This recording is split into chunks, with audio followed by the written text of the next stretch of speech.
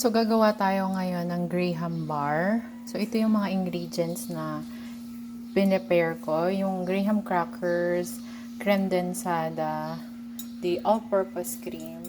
Kung makikita nyo ito, hindi siya ganong nabuo. Pero, nilagay ko rin naman to sa freezer. Hindi ko lang alam bakit hindi siya na-frozen. Ito kasi nilagay ko rin sa freezer kasamahan niya. Pero, ayan kung makikita nyo, nabuo talaga siya. Siguro ito dahil napakapit ito sa tagiliran ng freezer.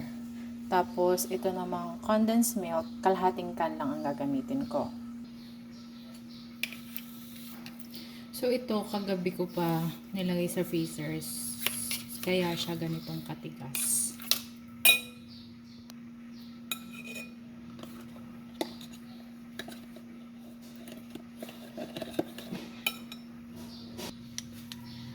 So, kailangan kong gupitin ito kasi mahirap siyang ilabas dahil nga matigas na matigas siya.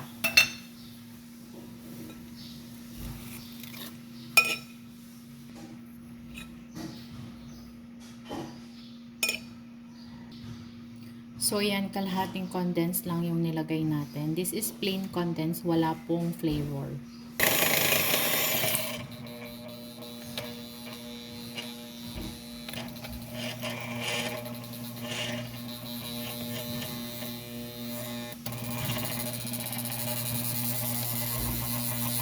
Nahihirapan yung mixer kasi nga frozen yung ating creme densada tsaka yung ating isang all-purpose cream.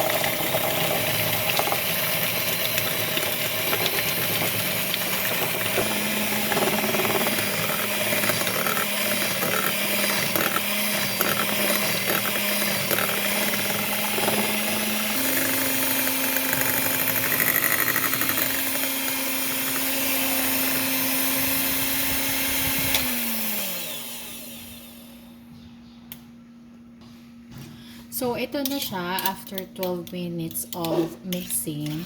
Nakatapat sa number 4 yung hand mixer ko. I mean, nakatapat sa number 4 speed yung hand mixer. So, ila-layer natin ngayon yung Graham crackers.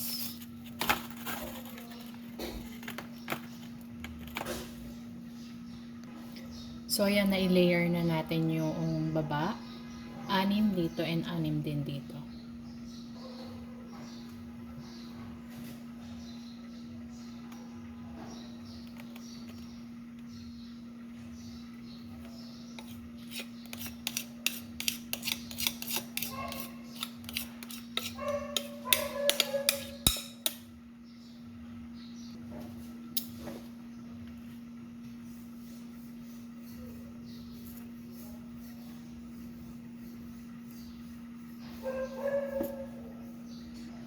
So, ilagay na natin yung top layer ng Graham crackers.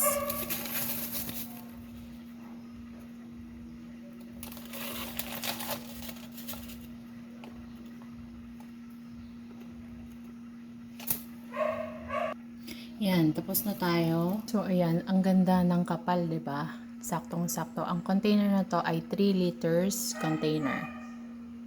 So, ready na to. Ilalagay na natin sa freezer.